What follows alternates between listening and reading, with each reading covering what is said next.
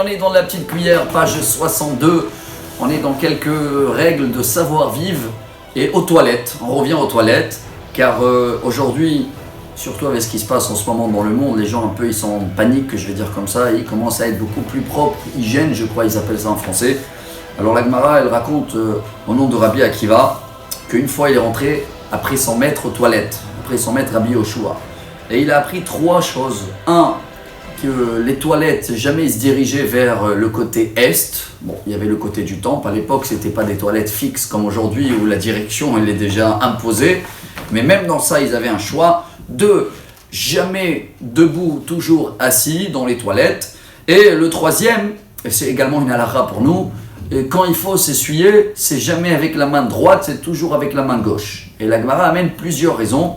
Une des raisons, parce que c'est pour les hommes, la main droite, c'est celle-là qui attache les tefilines. Deuxième raison, la main droite, avec ça, quand on fait le Sefer Torah, Hagba'a, alors on dit Vezot Torah, c'est avec la main droite. Et troisième raison, qu'elle est valable pour nous tous, comme la main droite, c'est la main avec laquelle on touche souvent des membres dans le corps, donc c'est une main qu'elle doit rester propre et hygiène. Alors, la Gemara continue. Bon, c'est vrai qu'il y a une petite histoire entre parenthèses, on va la rentrer quand même parce que c'est dans notre cuillère. Il y avait un rabbin qui s'appelait Rav Kahana, il a même suivi son maître au-dessous le lit pour apprendre des règles d'intimité.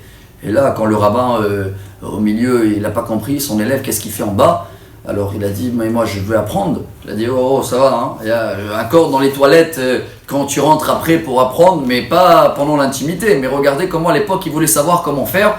Et Rabbi Akiva nous termine en nous apprenant que chacun qui fait attention dans les toilettes pour être tsanoua, pudeur je crois qu'on dit, hein.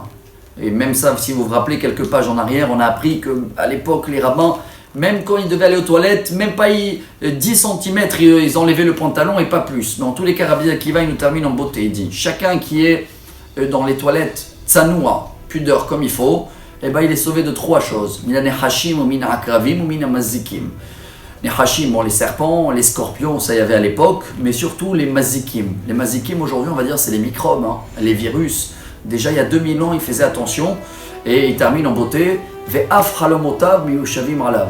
Tellement c'est important d'être comme il faut dans les toilettes que ça influence même les rêves qui vont suivre dans la nuit d'après.